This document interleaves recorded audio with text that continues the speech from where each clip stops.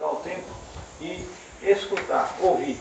Mesmo porque o que vocês vão escutar aqui, vocês não escutam por aí lá fora. Sobretudo nas escolas.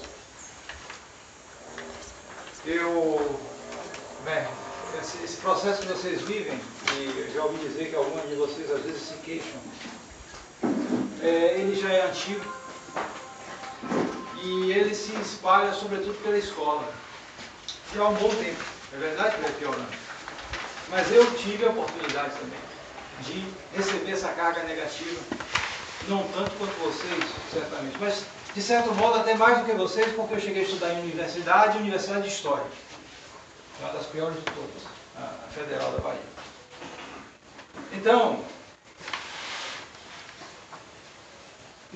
justamente o tema dessas palestras, que serão 4 palestras, hoje e amanhã, é a respeito desse processo que levou a esta situação que vocês hoje enfrentam e se queixam e se sentem isoladas num mundo que é contrário a vocês. Pelo menos é contrário a vocês se vocês se deixam levar, se vocês procuram ser católicos. Porque se vocês forem mundanos, entrarem numa vida de pecado, tudo vai favorecer vocês. Por que isso? Deve ser o contrário. O mundo aqui é uma passagem para o céu. Então tudo deveria favorecer a gente ir para o céu. Mas não é assim. E as pessoas que estão no mundo, elas trabalham justamente pelo contrário. Por que isso? Sempre foi assim? Não. Na mesma medida, não. Sempre houve homens maus. Mas não esse processo terrível que nós vivemos hoje. As coisas já foram melhores, ou pelo menos menos ruins. Por que chegamos a este ponto? Chegamos a este ponto por causa deste fenômeno chamado revolução. É o tema dessas 4 palestras. Sobre a revolução. E veja bem que eu coloquei a revolução com um R maiúsculo e com um sublinhado, né? Para deixar bem claro que o tema não é qualquer revolução. Porque se você olhar num dicionário, por aí, desses comuns que a gente acha em livros ou em aparelhos, você acha aqui a palavra revolução. Significado: ato ou efeito de revolucionar ou de revolver. Sublevação, rebelião, revolta, insurreição. É o significado mais comum.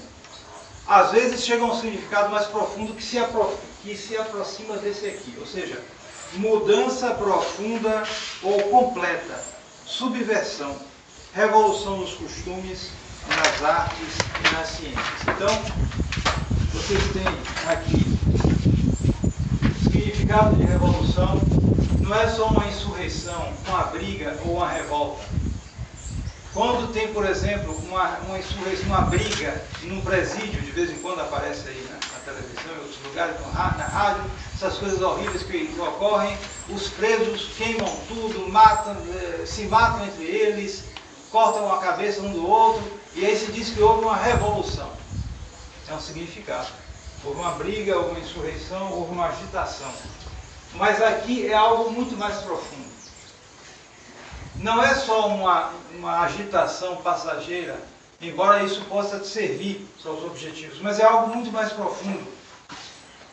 O sentido de revolução aqui vai de encontro, vai contra, aqui é um sinal de contra. Contra o quê? A cristandade.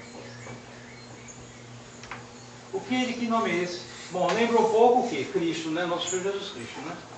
Cristandade é a organização da sociedade segundo as leis de Nosso Senhor e da Igreja. Por quê? Porque o mundo já foi organizado assim. É isso que vocês, em geral, ignoram, não sabem disso. Vocês pensam que o mundo sempre foi desse jeito assim. Não, não é verdade. Tanto é que nós temos ainda alguns restos disso. Quando você diz, em que anos estamos? No ano de 2017. Não é verdade? Mas por que nós dizemos isso? 2017. 2017 depois do nascimento de Cristo. Eu botei esse símbolo aqui, é bom vocês aprenderem isso aqui. Tem parece um X e um P, né? Na verdade são duas letras gregas, quer dizer, o Ki e o Rho. Então, isso aqui quer dizer Christos. Certo? É o nome Cristo em grego, vem do grego. Então, por isso eu coloco Cristo aqui com essas duas letras. E aqui é o centro da história, o ano zero. O ano em que Jesus Cristo nasceu. Que nós comemoramos todo ano, né? E comemoramos há pouco tempo o Natal. Então, depois de Cristo se diz ano 1, 2, 3, 4, 5, até o ano 2017, onde nós estamos. E antes, porque teve muito tempo antes de Cristo, é claro. Então você diz 500 anos antes de Jesus Cristo. Muito antigo. Por quê? Antes do nascimento de Jesus Cristo. Então, o nascimento de Jesus Cristo divide a história em dois pedaços. Também quando nós dizemos os dias da semana, que dia é hoje? Segunda-feira, né? Por que segunda-feira? Porque segunda, féria, depois do domingo. Vem do breviário romano. Vem também uma herança da cristandade. Por que no domingo não se trabalha? Também herança do cristianismo. Era o dia em que se estabeleceu como descanso. E que protestantes adventistas tentam mudar isso. Botar que é o sábado. O sábado não deu, olha. Depois veio a religião definitiva. Então, os feriados religiosos, muitas vezes alguns são feriados aqui, civis, na cidade. Então, há ainda muita herança do cristianismo na nossa sociedade. E basta vocês, se vocês fizerem uma visita, por exemplo, ao Centro Histórico de Salvador, uma visita que vale a pena ser feita. Salvador tem muita coisa que não presta, mas tem coisa boa e interessante. Centro Histórico de Salvador. Você verá aquela região ali do Pelourinho, por aí. Você vai ver uma igreja em cada esquina. Mas por que isso? E cada igreja daquela. Você não acha por aí igreja daquele tipo. Com riquezas artísticas impressionantes. Se você for na Europa, é mais ainda. Por que todas essas igrejas? Porque tinha gente que rezava, né? Ninguém vai fazer igreja, mas deixa vazio. Basta ver hoje, ninguém faz mais isso. Faz uns templos protestantes, mais para ganhar dinheiro, parece uns galpões, não tem nenhuma beleza aquilo ali, para uma religião falsa. Mas, há séculos atrás, o povo fazia essas igrejas. Para quê? Porque eles se dedicavam a Deus. Então, tudo isso são heranças do catolicismo na sociedade. Então, o mundo não foi sempre assim como ele é hoje. Mas por que ele hoje está desse jeito? Ele está desse jeito por causa justamente da revolução que foi contra a cristandade. A cristandade justamente era esse regime, como eu disse a vocês, em que as leis da igreja, as leis de Nosso Senhor, influenciavam profundamente a sociedade. E então, os inimigos de Deus fizeram tudo para destruir esse regime. E eles destruíram através da Revolução. Então a Revolução não é uma insurreição passada, não é um quebra-pau numa prisão, não é nada disso. É um processo que vem de séculos, destruindo em maior ou menor velocidade a sociedade cristã, a sociedade católica.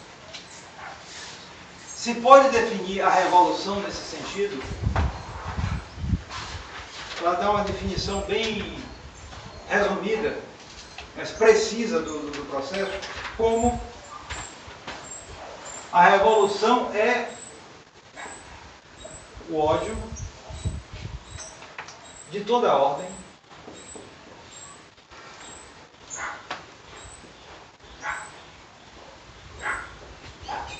que o homem não estabeleceu,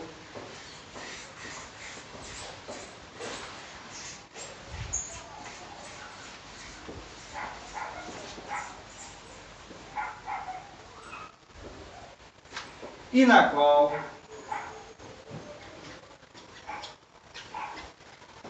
ele não é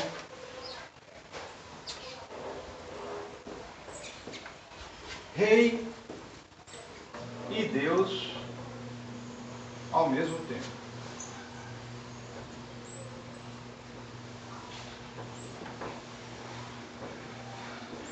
está bem resumido, mas pode parecer um pouquinho complexo à primeira vista.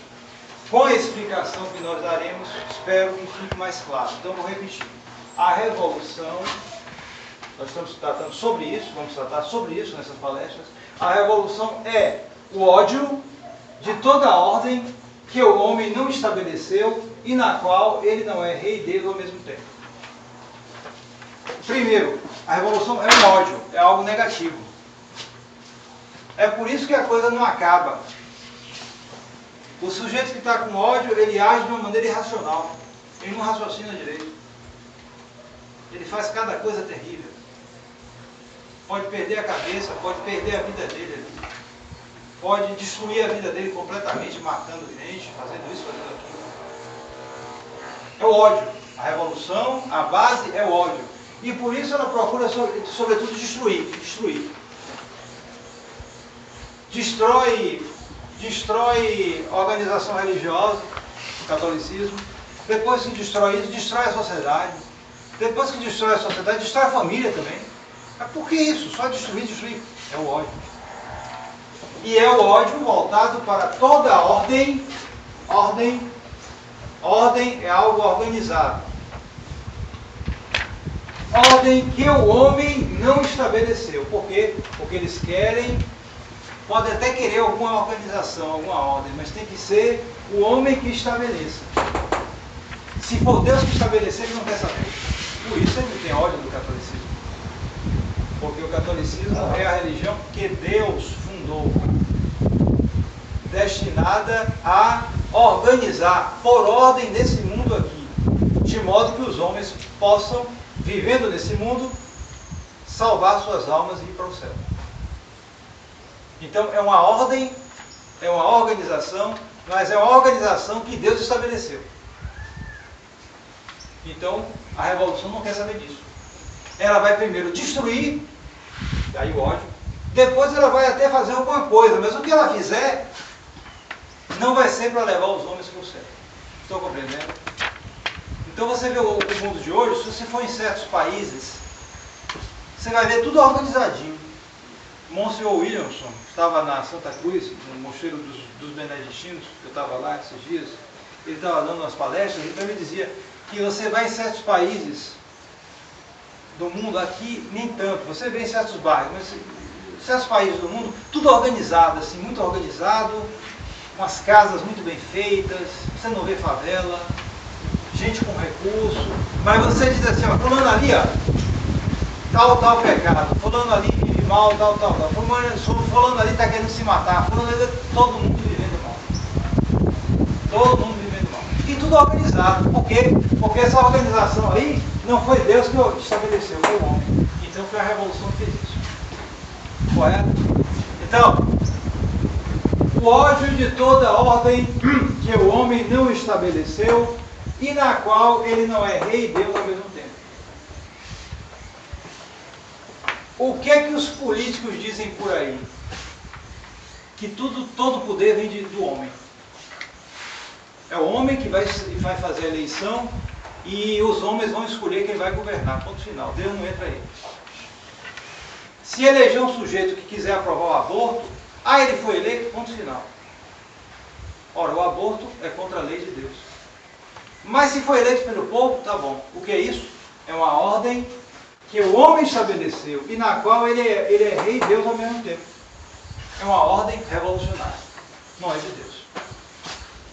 Então, nós veremos mais claro esse conceito analisando justamente primeiro a história. Daí porque essas palestras serão divididas em 4 partes. Sobre a Revolução. Primeira parte, veremos hoje, resumo da história. Segunda parte, as fases da Revolução. Terceira parte, as estratégias mais recentes da Revolução. E, finalmente, os remédios do céu. Serão 4 partes, 4 palestras que conversarão sobre esses 4 assuntos. Então, a primeira parte é esta aqui, resumo da história.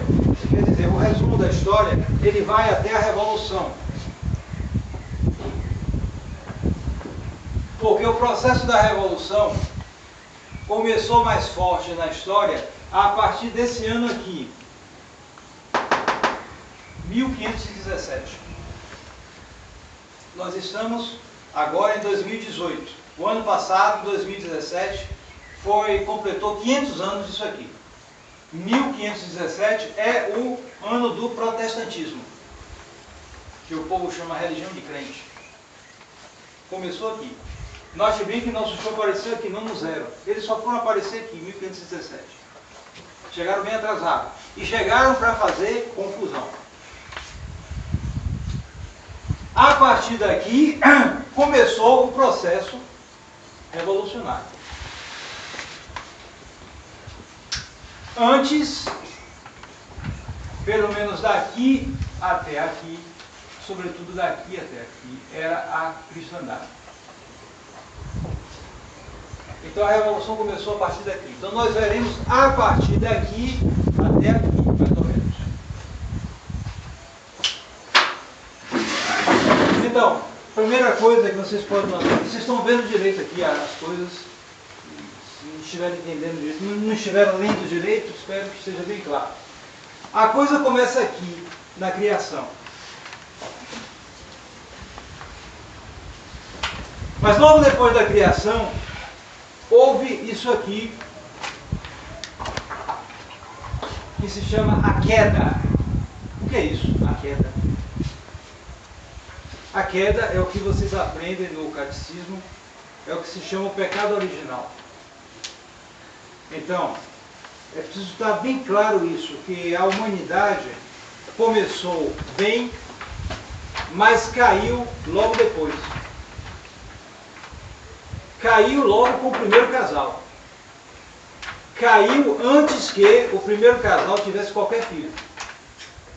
Não tinham filho nenhum ainda. E caíram. Caíram no pecado. Que pecado? Pecado de desobediência. E vamos aqui nos basear na Escritura, sempre lendo, para seguir o processo, né? Pouco a pouco. A serpente, livro do Gênesis, capítulo 3. A serpente era o mais astuto de todos os animais terrestres criados pelo Senhor Deus. A serpente veio, o demônio se serviu dela. Era simplesmente um animal do qual o demônio se serviu. Ela disse à mulher: é verdade que Deus os proibiu de comer de alguma árvore do jardim? E a mulher disse à serpente: podemos comer os frutos das árvores do jardim, mas o fruto da árvore que está no meio do jardim, Deus nos disse que não comêssemos e nem tocássemos, para não morrermos. E a serpente disse à mulher: não morrereis. Antes, Deus sabe que quando dele comerdes, abrir-se-ão os vossos olhos, e vos tornareis como Deus, conhecendo o bem e o mal. Então a mulher viu que a árvore era boa ao paladar, e agradável à vista, e apetecível para adquirir conhecimento. Por isso colheu um fruto e comeu, e deu também a seu marido, que comeu juntamente com ela. Subitamente abriram-se-lhes os olhos, e ambos perceberam que estavam nus. Por isso entrelaçaram folhas de figueiras, e fizeram cinturões para si. Depois ouviram o ruído do Senhor Deus que passeava pelo jardim, à brisa do dia. Então Adão e sua companheira esconderam-se da vista do Senhor Deus entre as árvores do jardim. Então, vejam bem a primeira reação ao pecado. Eles têm medo de Deus. Eles fogem de Deus. Fogem de Deus. O homem foi criado elevado à graça de Deus. Quer dizer que o homem foi criado já na ordem sobrenatural. Ele foi criado para ser amigo de Deus. Mas depois do pecado, ele se torna inimigo de Deus e fica com medo de Deus. Então, o estado, já no início, notem bem, todos os filhos de Adão e Eva nasceram, nós todos, nasceram com essa marca do pecado original. Eles eram inimigos de Deus, chamados filhos da ira. E nasceram-se uns dons extraordinários que Adão e Eva receberam. Porque pense bem, como é que se começa a humanidade sem nada? Vocês certamente que estudam em escola devem ter ouvido falar já dessas histórias de homem que veio do macaco. Tudo isso é uma conversa mole, isso não existe. Eu digo logo isso aí. Não existe. Você tem professores de biologia aí que sabe que isso não existe, fica com medo de dizer para não perder o emprego. Há vários casos. Não existe isso. Uma das dificuldades é que se o homem, o primeiro homem, aparecesse um macaco, quem ia ser a mãe dele? A macaca, né? Claro. Agora eu lhe pergunto, você pega uma criança pequena e bote na mão de uma macaca. O que é que o menino vai fazer? Chorar e se conseguir sobreviver, não vai fazer nada na vida. Claro. Inclusive a gente conhece casos parecidos de crianças que foram criadas por lobos. Isso é verdade, isso aí, não é invenção não. Crianças que foram criadas por lobos, porque o lobo pegou, ou a mãe perdeu o filho, sei lá. Houve casos assim na Europa. E aí o que é que acontece? A criança é encontrada anos depois com um dente desse tamanho, um pelo crescido, de 4 pés, que nem um lobo. Bom, ele não virou lobo, é claro, é um ser humano. Mas não fez nada na vida, não cresceu nada. Por quê? Porque sem educação ninguém vai para frente. Entende? Então, como é que é o primeiro ser humano que saísse por evolução de uma macaca, bom, meio ser humano, eles dizem, né? Saísse de uma macaca e ia desenvolver? Como? Então, só isso aí já basta para derrubar essas histórias que espalham aí, e de propósito, porque isso vai de encontro à Escritura. Ajuda a tirar a noção de Deus das pessoas. Depois nós entraremos em detalhe quando a gente estiver na terceira parte, as estratégias mais recentes da Revolução. Mas por enquanto fique isso. A humanidade passou pela queda. Os filhos de Adão eram filhos da ira. E já houve confusão já no começo. Por quê? Porque já aqui, poucos anos depois, você tem o sacrifício de Abel e o sacrifício de Caim. Caim e Abel eram os filhos de Adão e Eva, né? Os primeiros filhos. Eles tiveram vários filhos e filhas, mas os primeiros foram Caim e Abel. Ora, tanto Caim como Abel fizeram um sacrifício. Só que o sacrifício de Caim não era um sacrifício bom, Deus não aceitou. O sacrifício de Abel era um sacrifício bom, Deus aceitou. Então já havia uma divisão da humanidade, já no começo. Havia gente que queria seguir a Deus e outros que não queriam. Estão entendendo? Então a coisa já estava ruim já no começo. Já tinha essa divisão. Ou seja, os filhos de Deus e os filhos do dragão, ou da serpente. Aqui. Aqui está no livro do Gênesis. Deus diz à serpente: porém inimizade entre ti e a mulher, entre a tua descendência e a dela. Ela te esmagará a cabeça enquanto tu te lanças contra o teu calcanhar. Ou seja, o que está dito aqui? Esse texto aqui é chamado o proto-evangelho, o primeiro evangelho. Quer dizer, você vai ter inimizade na história da humanidade, desde o começo. Vai haver uma inimizade entre quê? Entre a descendência da mulher e a descendência da serpente. Está claro? A descendência da mulher é nosso Senhor Jesus Cristo e todos os que seguem nosso Senhor. A descendência da serpente são os filhos do demônio. Então haverá uma inimizade. E essa inimizade é Deus que vai pôr. Então haverá o quê? Luta. Combate. Durante toda a história da humanidade haverá isso. E no combate, o que é que existe? É como você pode dizer um combate, você pode dizer, por exemplo, uma disputa, uma competição, até esportiva, para ficar mais claro. Alguém está numa disputa de futebol, duas equipes, às vezes uma está atacando, a outra está defendendo. Às vezes a outra ataca, a outra defende. Às vezes uma faz 1-0, está ganhando. Daqui a pouco a outra vira 2-1 e fica aquela disputa. No nosso caso, sabemos que o partido de Deus levará melhor. Isso aí é tranquilo. Não é como a guerra entre os homens, que eles fazem uma guerra dizendo quem vai ganhar, mas a gente não sabe às vezes. Entre Deus e o demônio, a vitória é tranquila da parte de Deus. Não tenho a menor dúvida disso. É diferente. Mas há uma questão aí, é que Deus já derrotou o demônio, mas nós não sabemos se nós vamos parar no lado do vencedor ou no lado do derrotado. Se nós vamos ficar do lado de Deus ou do lado do demônio. Essa é a questão, estão entendendo? Porque pode ser, e isso ocorre, que em determinadas partes, períodos da história, tenha mais gente do lado do demônio do que do lado de Deus. E é o que está ocorrendo hoje. Então, criação, queda, sacrifício de Abel, sacrifício de Caim. Duas descendências. E aí o que é que acontece? A humanidade, com o tempo, com os séculos, vai entrando no caminho ruim. Muito ruim. Os filhos do demônio, a descendência da serpente, vão aumentando muito. E os filhos de Deus, a descendência da mulher, vão ficando poucos.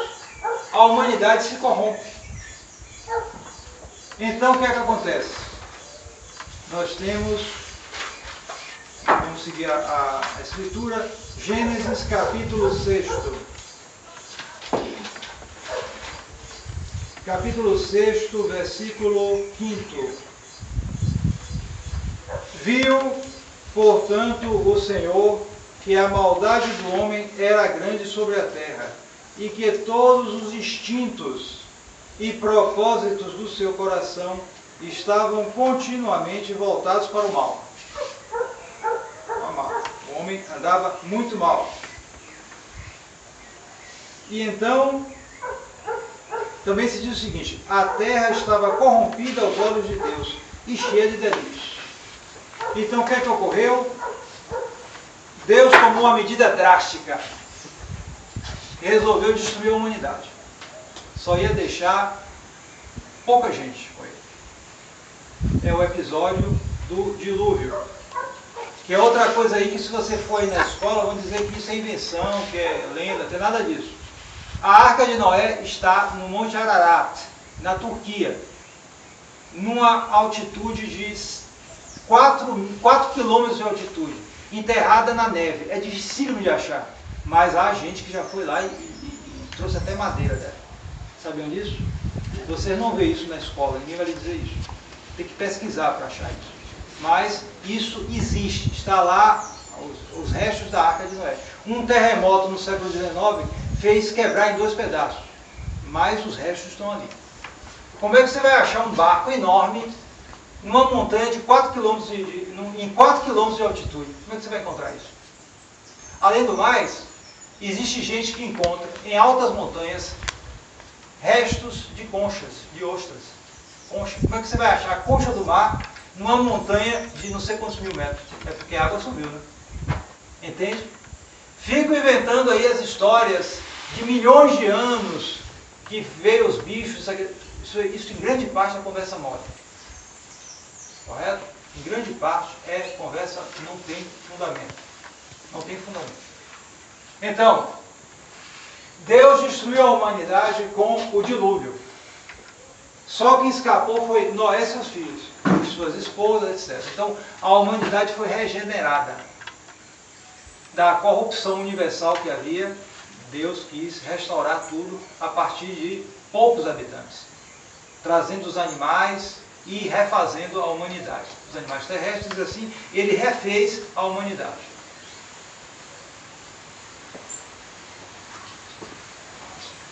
Passou-se o tempo, séculos, e você tem um outro episódio muito interessante. A Torre de Babel. Quem já ouviu falar disso? A Torre de Babel, já ouviu falar?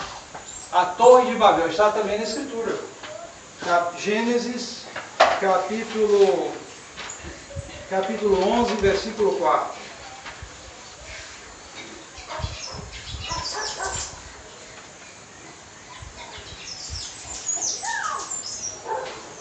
O que foi esse episódio?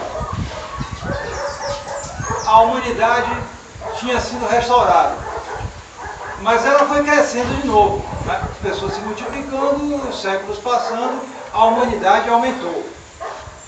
Então aumentou e eles estavam unidos, uma população muito grande, mas num lugar só. não tinham se dispersado pela terra. Então o que é que eles fizeram? Eles resolveram, está aqui na escritura, mãos à obra, disseram os homens. Construamos uma cidade e uma torre cujo cimo chegue até o céu, e nos faremos um monumento, para não nos dispersarmos sobre a face de toda a terra. Então, eles queriam fazer uma torre para chegar até o céu, pelas suas próprias forças. Eles queriam chegar a Deus pelas suas próprias forças. Eles estavam unidos, só que essa união aí não era da vontade de Deus. Então, o que é que narra a Escritura?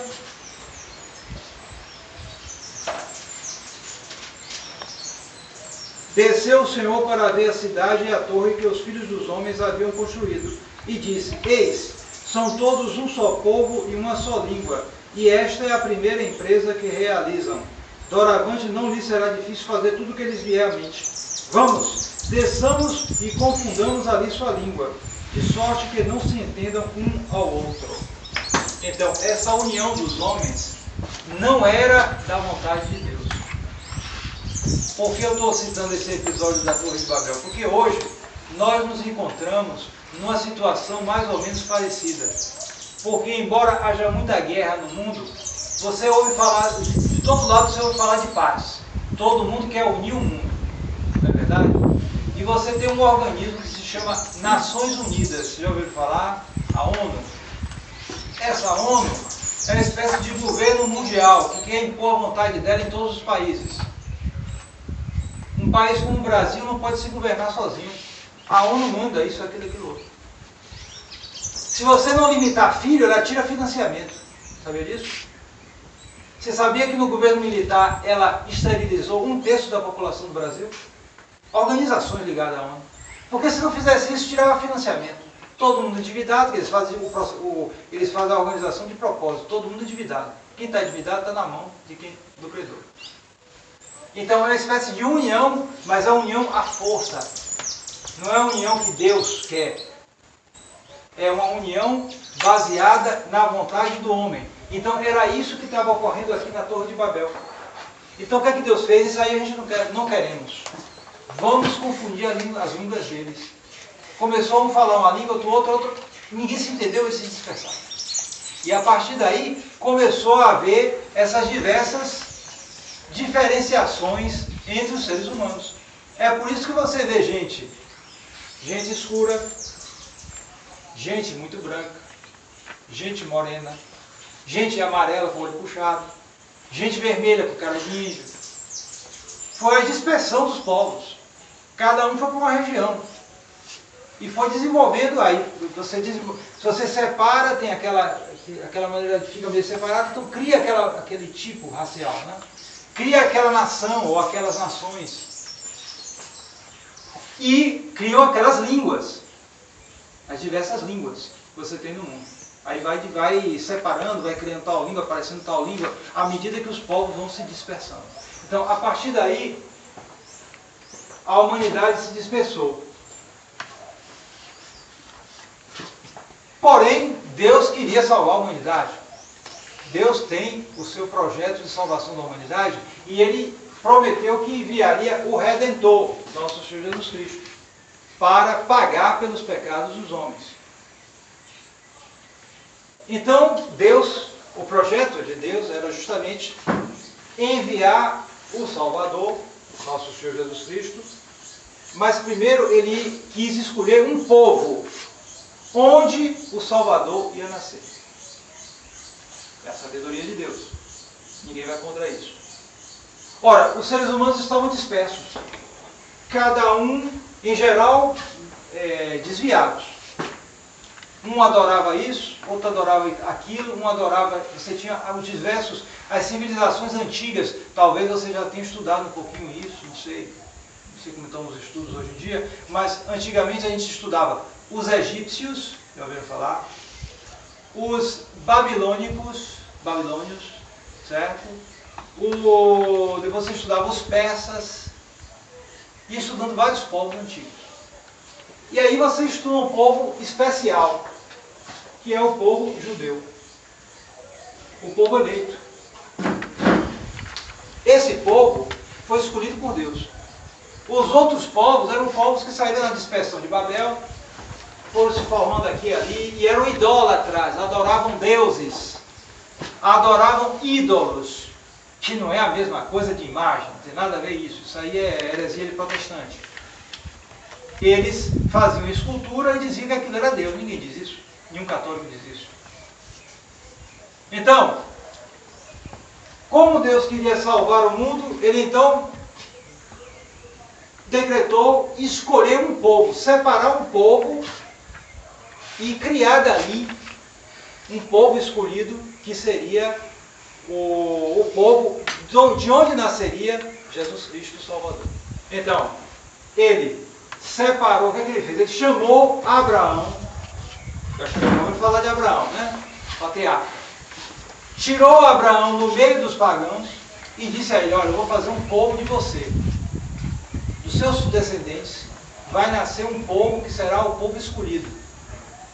Será o meu povo. Então, a partir de Abraão, se formou o povo judeu. Esse povo judeu, a esse povo judeu, Deus foi revelando progressivamente a verdadeira religião. Não a religião definitiva, mas a religião provisória que deveria preparar a vinda do Salvador. Esse é outro momento importante da história. Então, durante séculos, essa religião foi se desenvolvendo. Até a chegada do ano zero. Quando essa religião apareceu, foi mais ou menos no ano, 2000 antes de Cristo. Você vê que passou 2000 anos, séculos e séculos, nosso Senhor preparando esse povo, fazendo revelações novas, revelando a lei. Moisés foi importantíssimo nisso, né? Permitiu que o povo passasse por uma escravidão de 400 anos no Egito, que era o país mais importante da época. E o povo foi se desenvolvendo, até chegar o ano zero. Nesse ano, o judeu também estava dominado, porque Deus não queria que o judeu fosse um povo grande, humanamente falando. Ele queria que o judeu fosse grande espiritualmente falando. Então o judeu estava escravizado, dominado, melhor dizendo, pelo povo romano. Esse era um povo muito forte para as coisas do mundo.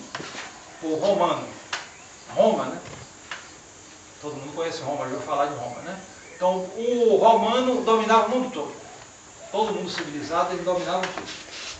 E o judeu também estava sob o poder do romano. E aí nesse ano nasceu da Santíssima Virgem nosso Senhor Jesus Cristo. E nosso Senhor Jesus Cristo fundou uma igreja.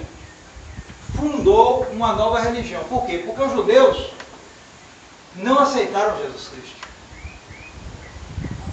Eles se separaram de Jesus Cristo. Então essa religião aqui, que era a religião certa, ela acabou sendo rejeitada. E nosso Senhor fundou uma nova religião. Então está aqui na Escritura, São Mateus, Evangelho de São Mateus, capítulo 16,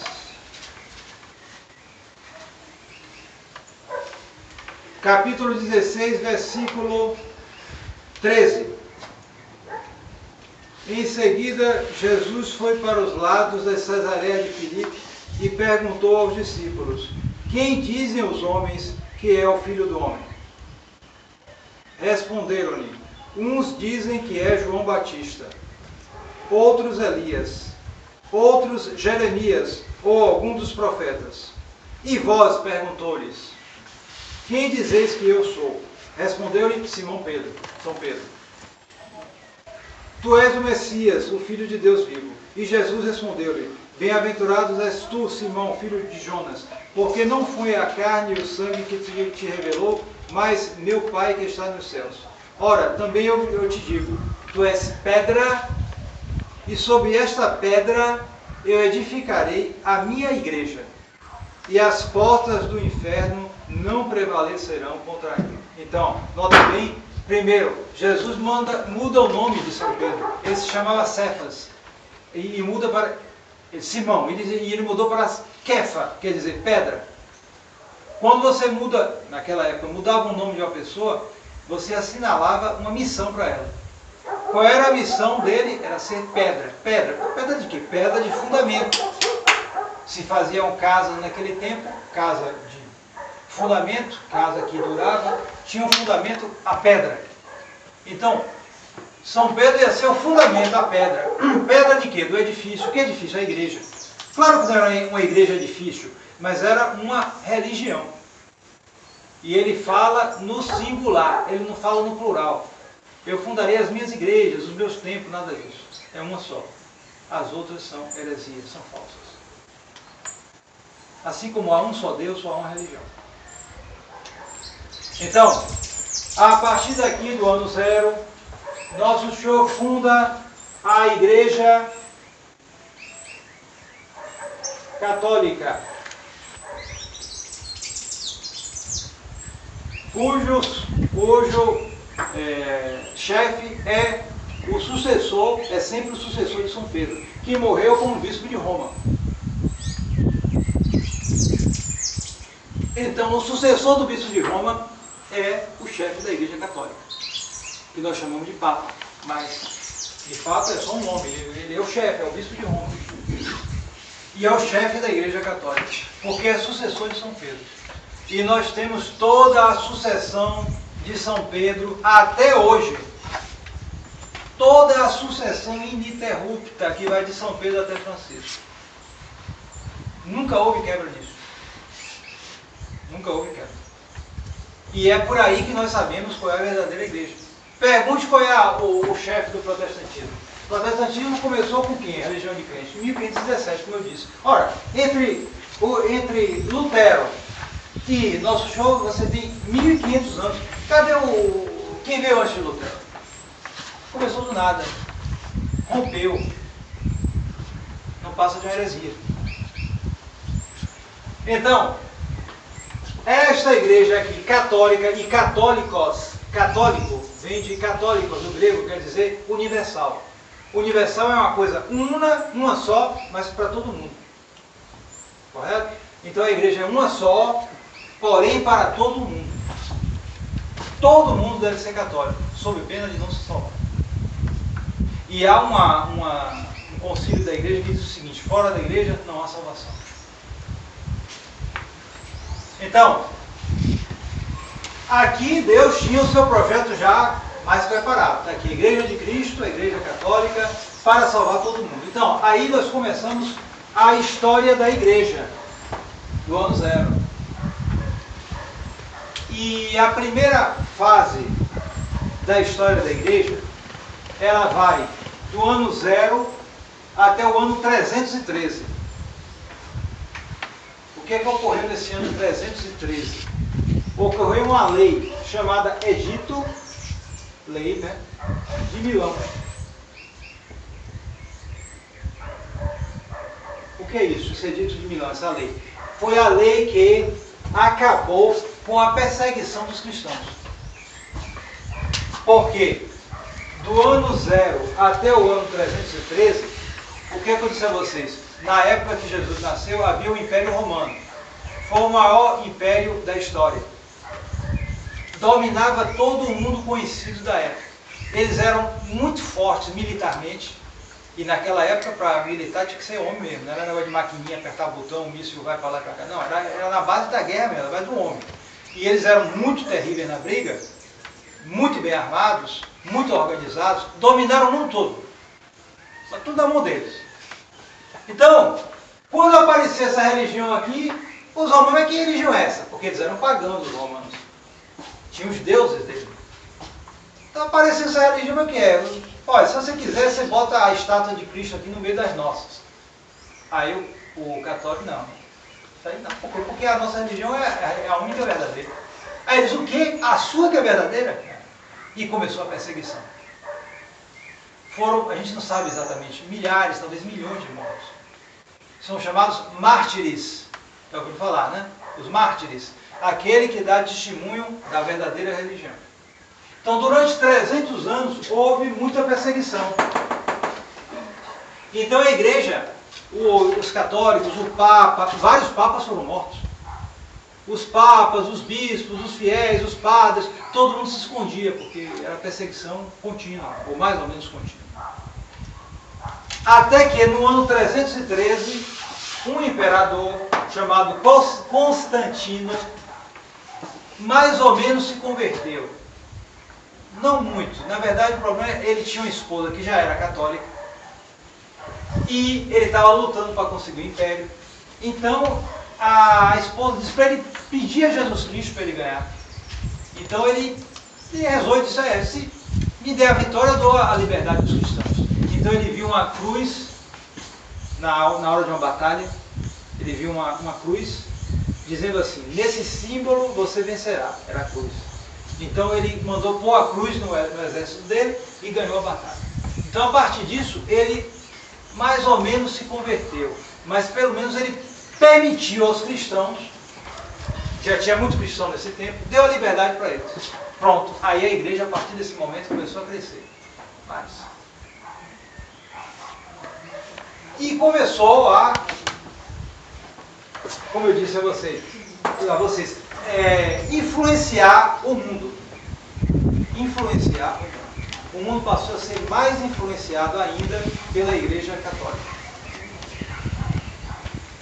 Então, no ano 313, mais ou menos, na verdade, demorou algum tempo, foi mais quando o Império Romano caiu, foi no ano 496. Então, de lá para cá, até o ano 1517, você tem a chamada Idade Média. Foi nesse período em que dominou a cristandade. Por quê? Porque a influência da igreja foi aumentando cada vez mais. As pessoas foram se convertendo de todas as raças, de todos os países, todo mundo foi deixando os deuses falsos e foi se convertendo ao catolicismo. Então, sobretudo na parte ali da Europa e uma parte do Oriente, norte da África também uma parte, pelo menos durante um período, muitos países, muita gente, milhões de pessoas se converteram ao catolicismo. E o Papa, o chefe da igreja, passou a ter um poder muito grande. De tal maneira que ele influenciava os reis, os governantes das várias nações. Então o que é que acontecia? A lei de Nosso Senhor, as leis de Deus, influenciavam e mesmo se tornavam a base das leis dos governantes. E com isso, o caminho do céu se tornava muito mais fácil. Estão entendendo? Por quê? Porque você, se quisesse ser católico, não tinha problema. A própria sociedade favorecia você. Se proibia aborto, se proibia assassínio, se proibia imoralidade. Imoralidade se proibia. Gente mal vestida, nada, não permitia não. Se procurava paz entre as nações. Foi um período que houve guerra, claro, sempre houve pecado no mundo, mas houve menos guerra do que há hoje. Havia menos violência em geral, embora houvesse, vez ou outra, porque eram povos bárbaros. Mas houve realmente uma influência muito maior da parte da igreja. De tal maneira que, naquela época, o Papa chegou a ter tanto poder que às vezes ele dizia assim para um rei, olha, você andou muito mal. Você não é mais rei de tal lugar não. Pronto, quando ele dizia isso, se ele excomungasse um rei, o rei ficava numa situação difícil. Às vezes ele ia pedir perdão ao Papa. E houve casos disso. Você imagine o Temer e pedir perdão lá para o Papa. Impossível isso hoje. O presidente dos Estados Unidos e pedir perdão, mas é impossível isso. Hoje é só o poder das armas, mas naquela época não. Era o poder da religião.